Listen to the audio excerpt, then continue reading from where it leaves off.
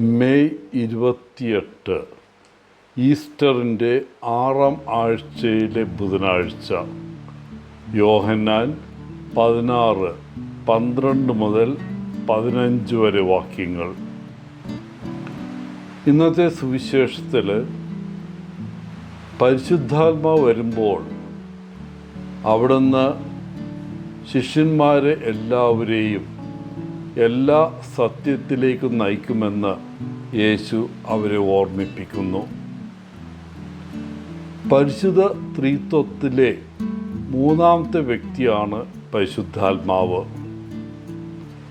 അവൻ എന്ന വ്യക്തിഗത സർവനാമത്തിൻ്റെ ബൈബിൾ ഉപയോഗം ശ്രദ്ധിക്കുക. പരിശുദ്ധാത്മാവിൻ്റെ പ്രതീകമായി അഗ്നിയും കാറ്റും ഉപയോഗിക്കുന്നത് ഒരു തരത്തിലും പരിശുദ്ധാത്മാവിനെ ഒരു നിർജീവ വസ്തുവാക്കി മാറ്റുന്നില്ല. അവിടുന്ന് ദൈവമാണ്. പരിശുദ്ധാത്മാവ് ജീവിക്കുന്നു. അവൻ നമ്മുടെ വക്താവാണ്, നമ്മുടെ സഹായിയാണ്, നമ്മുടെ ആശ്വാസദായകനാണ്. ഭാവിയിൽ വരാനിരിക്കുന്ന കാര്യങ്ങളെക്കുറിച്ച് ആത്മാവ് അവരോട് സംസാരിക്കുമെന്ന് യേശു ശിഷ്യന്മാരോട് പറയുന്നു. പിന്നെ യേശു തൻ്റെ വേർപാട് പ്രവചിക്കുക മാത്രമല്ല, ഭാവിയിൽ അവൻ മടങ്ങി വരുമെന്നും പറയുന്നു. പക്ഷേ അത് പുതിയതും വ്യത്യസ്തവുമായ രീതിയിലായിരിക്കും. യേശു തൻ്റെ ശിഷ്യന്മാർക്ക് ഉറപ്പ് നൽകിയതുപോലെ നമുക്കും ഉറപ്പ് നൽകുന്നു.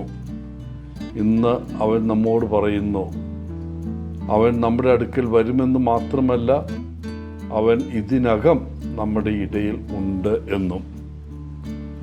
അപ്പം മുറിക്കുമ്പോൾ യേശു നമ്മുടെ അടുക്കൽ വരുന്നു.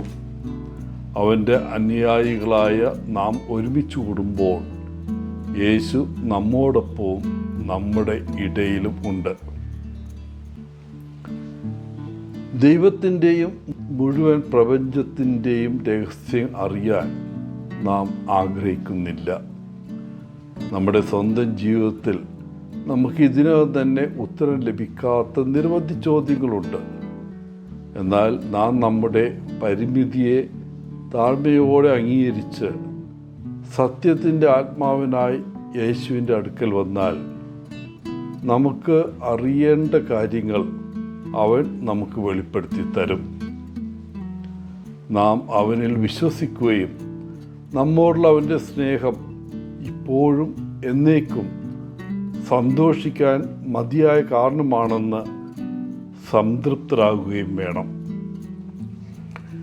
എല്ലാത്തിനുമുപരി ദൈവത്തിൻ്റെ മഹത്വം മനുഷ്യൻ പൂർണ്ണമായും സംതൃപ്തനും സന്തുഷ്ടനുമാവുന്ന എന്നതിലാണ്. പ്രിയപ്പെട്ടവരെ, ഇന്ന് നമ്മുടെ മനസ്സും ഹൃദയവും ഉണർന്നിരിക്കുകയും അവൻ്റെ വരവിനായി ജാഗ്രത പാലിക്കുകയും ചെയ്യട്ടെ. എല്ലാവർക്കും നല്ലൊരു ദിനം ആശംസിച്ചുകൊണ്ട് ഒത്തിരി സ്നേഹത്തോടെ പോളച്ചൻ CSSR ഫ്രം കേരള.